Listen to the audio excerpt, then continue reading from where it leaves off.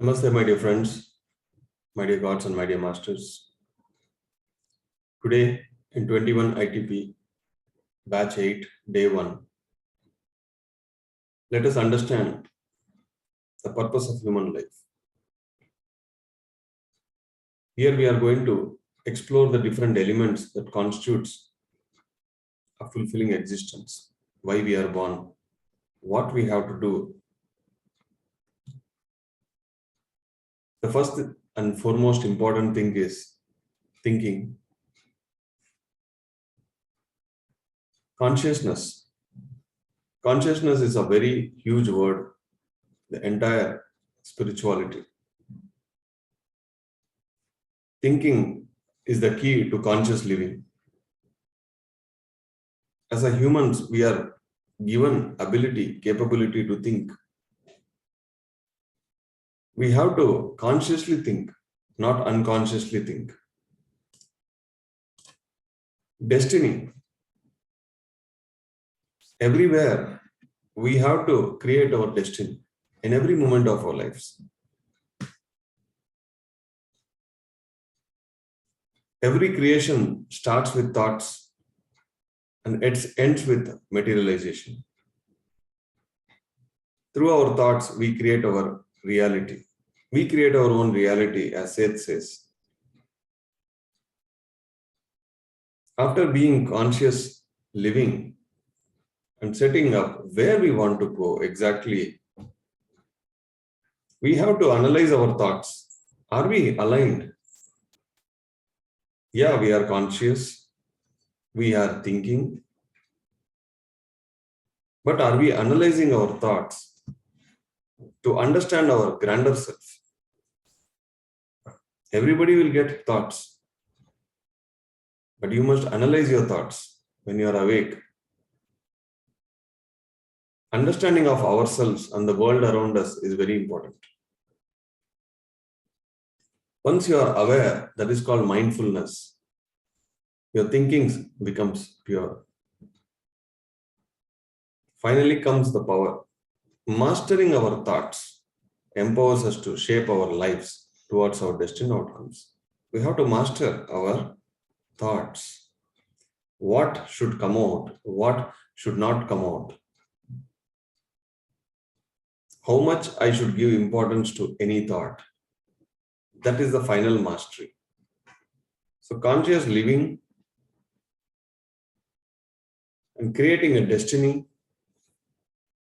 analyzing your thoughts, finally mastering the thoughts. If we follow these 4 things, our thought process becomes perfect.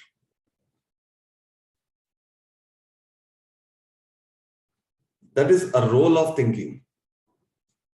Random thinking will not land you anywhere, will not help you in achieving anything.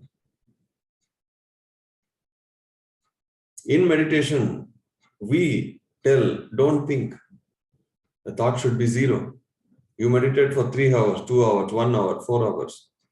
But the rest, 20 hours, or whatever is left behind, that quality of thinking, you have to keep refining. You have to take up a role of how to think, how much to think, what to think. Then you perfect yourself. So the purpose of human life is to meditate and also think when you are awake.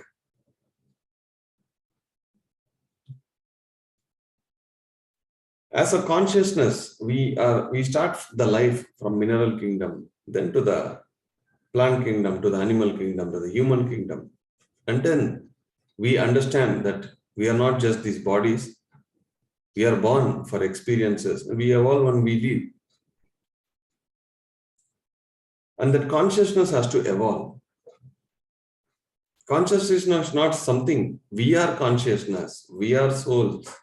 We are experiencing human life. This you must remember every day. In the evolution of consciousness, the first thing comes is awakening. Awakening of what? You have to keep reminding yourself that you are a spiritual being temporarily took a body for human experiences. That is the first awakening. Every meditator, a master should be aware and keep reminding about it. It's not a one-time activity. It's an everyday, day-to-day activity. Once you are awakened, you have to expand your consciousness, growing into more conscious, aware of versions of ourselves. We take multiple roles. We may have only one body. We take multiple roles in a day. We have to be aware. We have to keep expanding. Reading different books will expand your consciousness. Being in spiritual service will expand your consciousness. Meditating will expand your consciousness. Whatever you do, your consciousness keeps expanding because it is learning. You must awake yourself first. Secondly, you must expand yourself. Third comes the integration. Whatever you do, you should integrate with the spiritual purpose. First, you must awake that, okay, I am a spiritual being. Then you must start expanding yourself into multiple fields. Third, these two has to be integrated. Whatever I do, it should align with my spiritual purpose. If not, my purpose of life is wasted. I have to be reborn again. Previous slide, we saw thinking, 4 stages. Here, we are seeing evolution of the consciousness, step by step, awakening, expanding, integration.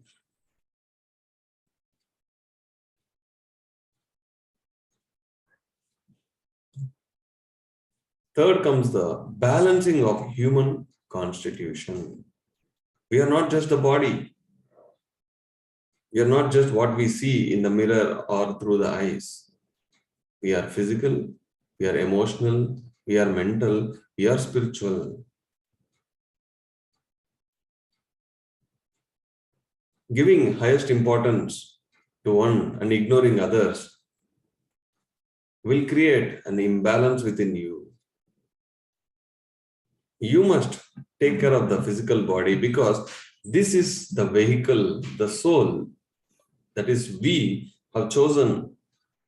This is the vehicle we have chosen to live and experiencing in this human life. So this physical body, the health and the nutrition through exercise, we have to maintain it properly. Then this human body will give you a lot of experiences. That is how we expand in consciousness. That is what the soul wants. So take care of the physical body, never ignore. Second is emotional body. We must create and develop emotional intelligence and manage the emotions in a healthy way. Mostly, the emotions will pull you down.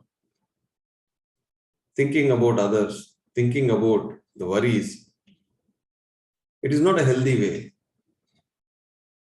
We have to create an emotional intelligence and we have to manage our emotions. Anything that comes, you have to remember that you are a soul experiencing human life. Then you will enjoy that emotion. Remember, emotions are like water. If you are aware, you will float. If you are not aware, you will drown. Third comes the mental part of the human constitution. That is, we have to have clarity in life, not confusion. And clarity comes through meditation and introspection. When we meditate, the more and more the third eye becomes powerful. You will understand where you are going, what you must do, what you must not do, with whom you should speak, with whom you should not speak.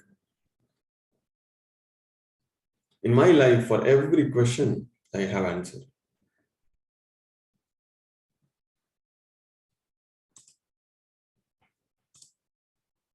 Every question I have answer. The mental clarity and focus in meditation is very, very important. Finally, the spiritual, connecting with the higher power or a divine source and developing a spiritual practice. When we meditate, we connect with our own selves. We think we are a physical body, we have souls. But with the more we meditate, we understand we are souls, we have human body. That spiritual connection will happen. That spiritual correction will happen. Many a times when we speak, people ask me, sir, can I see my soul? Can I talk to my soul? The truth is, you are a soul experiencing human life.